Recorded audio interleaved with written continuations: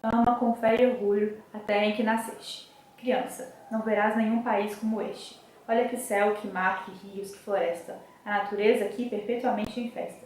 É um seio de mãe a transbordar carinhos. Vê que vida no chão, vê que vida nos ninhos, que se balançam no ar entre os ramos inquietos. Vê que luz, que calor, que multidão de insetos. Vê que grande extensão de matas onde impera, fecunda e luminosa, a eterna primavera. Boa terra jamais negou a quem trabalha o pão que mata a fome, o teto que agasalha. Quem com o seu suor a fecunda e umedece, prepara o seu esforço e é feliz e enriquece. Criança, não verás país nenhum como este. Imita na grandeza a terra em que nasceste. Será mesmo? Olá, leitores, tudo bem? Hoje a gente vai falar de um livro chamado Não Verás País Nenhum, que tem o seu título inspirado nesse poema do Olavo Bilac que eu acabei de ler. Ele pega a parte que fala não verás nenhum país como este para não verás país nenhum. E sobre o que é esse livro? O livro conta a história de Souza, que é o nosso personagem principal, que vive em São Paulo, num futuro indeterminado, não está explícito no livro, e a partir de um ponto que ele vê na sua mão, um buraco na mão, verde e marrom, e as suas vivências cotidianas, ele vai começar a questionar a sociedade que ele vive. Por quê? O livro ele foi escrito no período da ditadura militar no Brasil, inclusive ele foi publicado primeiro fora do Brasil para depois ir para cá, porque o Inácio de Loyola Brandão, que é o autor desse livro, não podia publicar aqui no Brasil justamente por causa da censura. Vamos falar que esse vídeo provavelmente vai ter spoilers, porque o intuito, além de incentivar você a ler esse livro, que é um livro muito bom, é analisar um pouquinho como que o que aconteceu no livro acontece na nossa sociedade de hoje, que é algo que eu estava querendo falar há um tempinho já. Então vamos lá. Estou com o meu roteirinho aqui para não me perder. Olha aqui, casinha do Maris Rosa na capinha. Bom, na história, a gente tem um governo ditatorial que reflete justamente o contexto que ele estava vivendo ali, com uma Amazônia totalmente desmatada, a gente não tem alimentos, os alimentos são todos artificiais, a gente não tem mais plantas, a gente não tem mais chuva, a gente não tem mais carros, as pessoas elas não podem se locomover do jeito que elas querem, e depois vai explicar isso no livro. A água ela é filtrada da urina de pessoas consideradas privilegiadas, e tem muitos militares, né, porque reflete, como eu já disse, o contexto. E aí, beleza, mas o que isso tem a ver com o Brasil, né? Quase mais de 30 anos depois. Ou eu vou colocar aqui algumas matérias e na descrição também vai estar todos os dados. Vamos lá. O Brasil ele tem mais de 70 milhões de pessoas com insegurança alimentar e isso ainda junta com uma questão chamada fome oculta, que é quando você come, mas você não adquire os nutrientes necessários. Ai, mas agora quer dizer que todo mundo tem que ter alimento em casa? Todo mundo tem que se alimentar direito?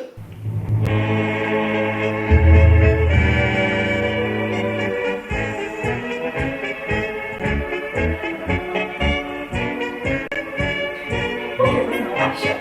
Enfim, é um dos assuntos tratados no livro que as pessoas não podem se alimentar e a gente está vivendo isso agora, né? A gente tem também mais de 44 milhões de hectares desmatados entre 1985, que foi quando a ditadura acabou, e 2020, que foi quando a pandemia começou 3 anos atrás.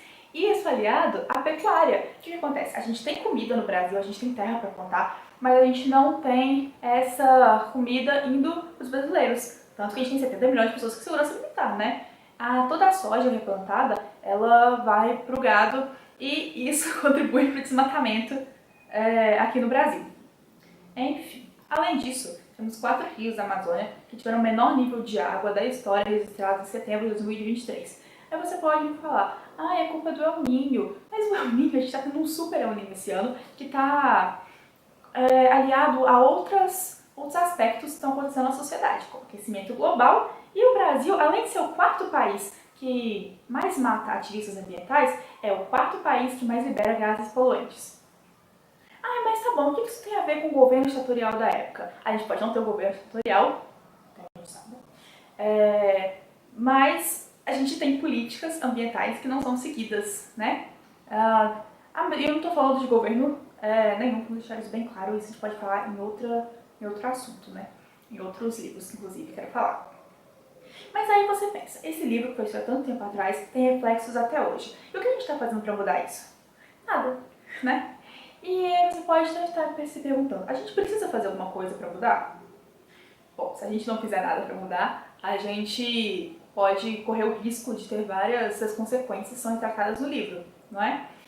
Por exemplo, as pessoas não poderem sair de casa porque a incidência de raios ultravioleta é tão forte que você iria morrer em certos pontos ali. Uma desertificação da Amazônia muito forte, escassez de água, mas também uma seca em todo o país, porque a gente sabe muito bem que, né, tem a zona de convergência intertropical, que é ali na Amazônia, e aí a Amazônia vai também regular o regime de chuvas aqui no Sudeste, que é onde eu moro, né? E além do desmatamento, tem muitas queimadas. E queimada só é bom no Brasil pro Cerrado, que precisa das queimadas naturais. Na Amazônia, nem. Bom, por que a gente comemora, então, quando tem queda no desmatamento? Acho que comemorar é um termo um pouco errado nesse sentido. A gente não comemora quando tem queda no desmatamento de um ano para o outro. A gente tem uma situação crítica que a gente precisa combater, e aí quando tem essa redução na taxa de desmatamento, a gente se sente aliviado, para você ver o ponto que a gente chegou, por não termos que viver com esse crescimento absurdo, né, do desmatamento. Mas é algo que a gente precisa realmente pensar e ver o que a gente vai fazer. Como eu disse, a gente está relacionado isso à política de uma forma geral, né? A gente tem vários partidos no Senado, no Congresso, a gente tem que lembrar que a gente não vive num país em que só o executivo controla, não seria uma ditadura. A gente já teve algumas ditaduras aqui no Brasil em que o executivo tomou o poder. Vou retomar um tema que foi citado no livro com alguns outros assuntos aqui do Brasil. É importante, você pode até pensar, mas esse livro é muito parecido com as distopias que existem, como 1984, que é muito bom, inclusive eu quero fazer um vídeo sobre ela. Mas a gente tem que lembrar que é um livro que se passa no Brasil. A gente tem muito mais referências para falar sobre ele, analisar sobre ele, estando no nosso contexto. Vamos lá, eu falei que o Brasil é o quarto país que mais mata ativistas ambientais. Tem um momento do livro, e agora é super spoiler, que o Souza ele vai se envolvendo em questões sociais e ele acaba indo com um amigo dele através de uma longa jornada subterrânea, porque eles não, né, a polícia não pode saber para onde que eles estão indo, para uma espécie de fazenda que tem vários animais que eles estão tentando retomar, reconstruir o país que eles tiveram. Só que eles chegam lá e tá tudo queimado e o cara que cuidava dessa fazenda foi assassinado. Olha que coincidência. A gente vê que já não é um problema que a gente tem recente, né? É um problema que vem de muitos anos.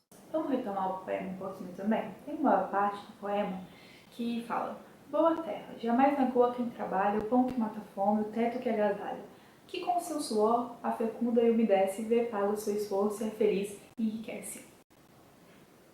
Onde? Tanto no livro isso não acontece, porque ele trabalha com nenhum condenado, sai todo dia no ônibus, uns impedem ele de ir no ônibus, e como que ele vai pro trabalho se ele não consegue pegar o ônibus? Mas se ele não consegue pegar o ônibus, ele não vai pro trabalho, no trabalho ele vai ser xingado, e se ele é xingado, ele é demitido, e aí ele não consegue botar comida na casa, e é todo um ciclo. Percebe alguma relação com o país que a gente vive? Com pessoas que estão em situação de subemprego, com 25% da população das metrópoles que ganhavam em 2020 menos de R$303 por mês. Então, você percebe que entre 1985, eu vou colocar essa data aqui, que foi quando acabou a ditadura militar, e foi quando o livro, né, pode ser publicado, até 2023 a gente não teve mudanças significativas, inclusive um agravamento de questões ambientais que a gente consegue refletir nesse calorão que está tendo agora, combatendo recordes históricos de temperatura, né? Então, por que esse vídeo, né, Thaís? Por quê? Bom, espero que você, depois de tudo que eu tenho falado, já possa, né, perceber um pouquinho aí, que é pra gente iniciar um debate, abrir uma discussão sobre como que a gente vai lidar com a sustentabilidade, com o desenvolvimento, né, daqui a alguns anos. Tem um dia, agora eu esqueci, eu vou botar aqui depois, que é o dia que a Terra, e cada ano, né, é diferente, esgotou seus recursos para aquele ano. Então, tudo que a gente produzir e consumir, né, tudo que a gente consumir, na verdade, depois daquela data, vai ser necessário, assim, que como se fosse uma outra terra, porque a terra não vai conseguir repor aquilo, né? E cada ano está ficando mais próximo, cada vez mais no início do ano. E a gente não tem condições ainda de ocupar outro planeta. E mesmo se tivesse, a gente não levaria a população inteira, né? A gente sabe muito bem que a gente ia levar. Quem é rico, o pessoal que tá mandando foguete pro espaço, né? Que tá comprando rede social pra mandar foguete pro espaço, o foguete tá caindo e o pessoal tá gastando dinheiro com isso, né? Então a gente tem que pensar em maneiras da gente cuidar do planeta. A gente sabe que não é possível reverter a situação, mas a gente tem que tentar amenizar. Porque não adianta você querer produzir coisas novas, consumir coisas novas e, enfim, viver nessa onda de consumismo se você não vai ter um planeta para viver. Olha que legal!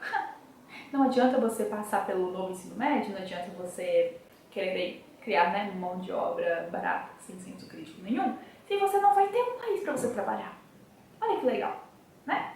Então, esse livro é importante para abrir essa discussão, trazer reflexões sobre o que a gente está fazendo com o nosso planeta, com o Brasil mais especificamente, né? Porque a gente tem que trazer para a nossa realidade, e que poderia ser convertido e que já acontece há mais de 30 anos, que eu nem era nem nascida, né? Eu nem sonhava em nascer nessa época. Então, é isso. Eu espero que vocês tenham gostado. Pode me seguir no Instagram, @thais.senra, pra gente conversar lá e ampliar esse debate. Beijinhos e até a próxima. Agora um pós-escrito, um pós-vídeo, melhor. O final do livro, ele traz uma mensagem de esperança, que eu não vou falar qual que é, porque aí você vai ter que ler que não vou dar spoiler, tô de olho. E o questionamento é, o nosso final também vai ser esperançoso?